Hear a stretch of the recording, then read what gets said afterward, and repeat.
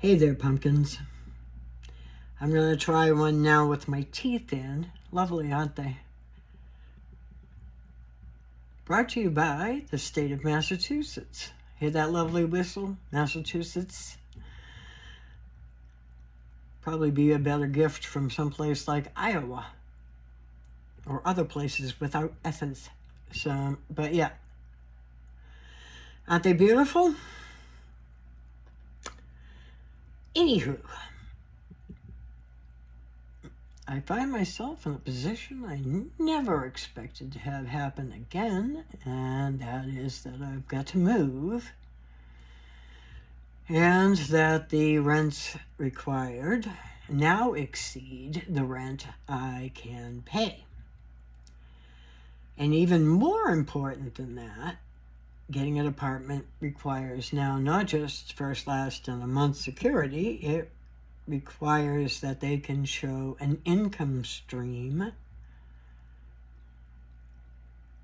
And because my life is based around $735 Social Security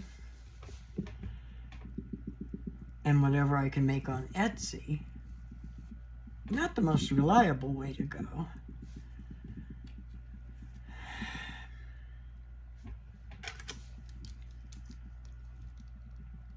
I'm at a loss for an income stream.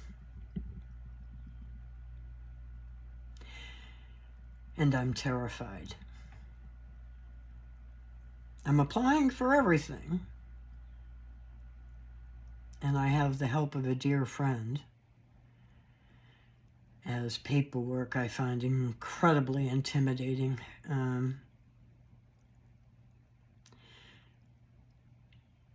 At one point in my life, I had jobs that required going through paperwork of people who needed help or a job or placement or an independent service guide. And now it's me. And I know how little it took to get you tossed off of various jobs. Whistle, whistle, whistle.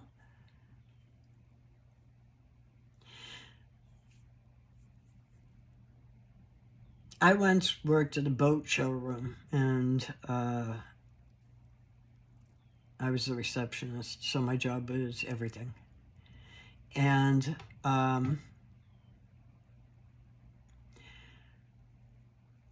when applications would be faxed to us for jobs that they had advertised for that didn't necessarily actually exist, there was a place called, I think it was called the Benjamin Franklin School of Mechanics or something along those lines.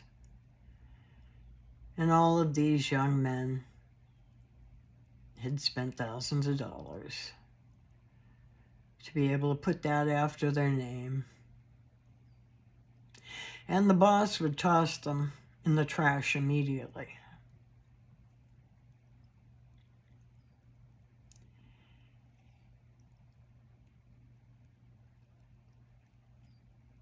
So I know what it looks like to be at the other end.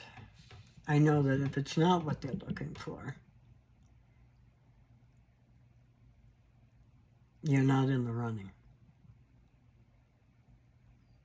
This could come down to your handwriting. I have terrible handwriting. Period.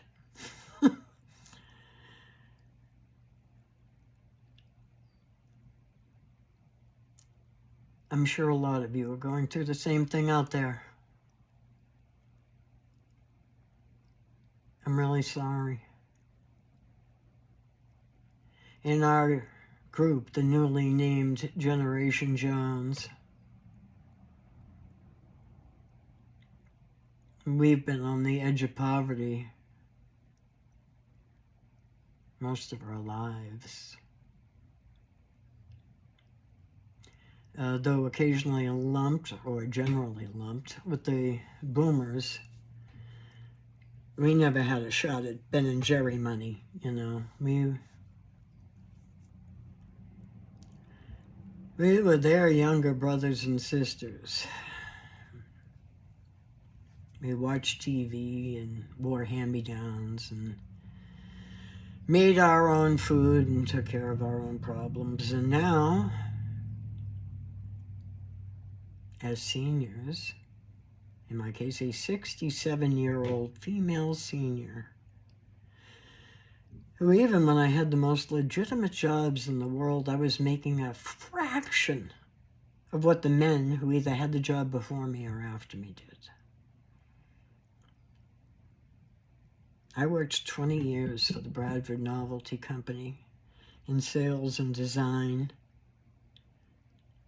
At one point, I was finally given an office in sales and given a terrible group of leads to follow.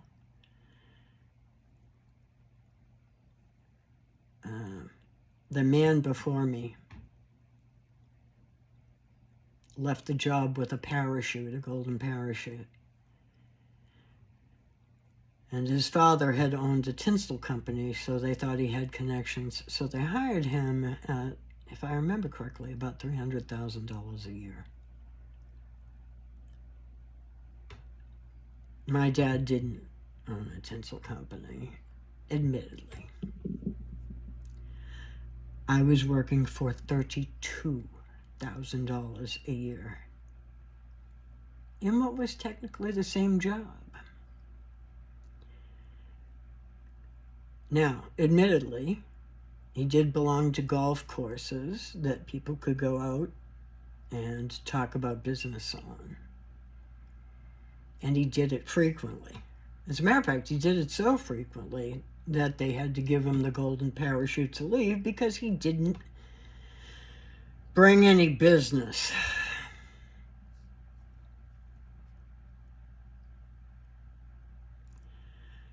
I can't claim I really did either because it was a novelty company that was on its way to extinction.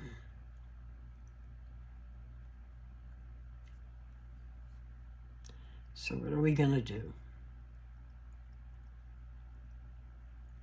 What in God's name are we going to do?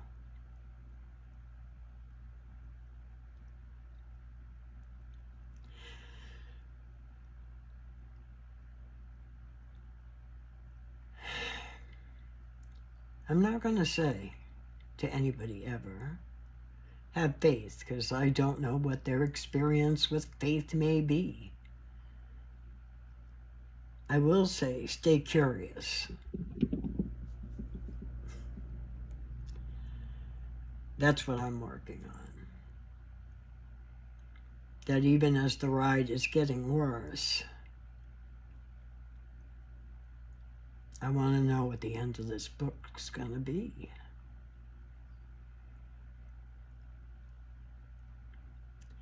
It's going to be interesting if you keep the right attitude. Hell, it's going to be interesting even if you have a rotten attitude. Stay curious.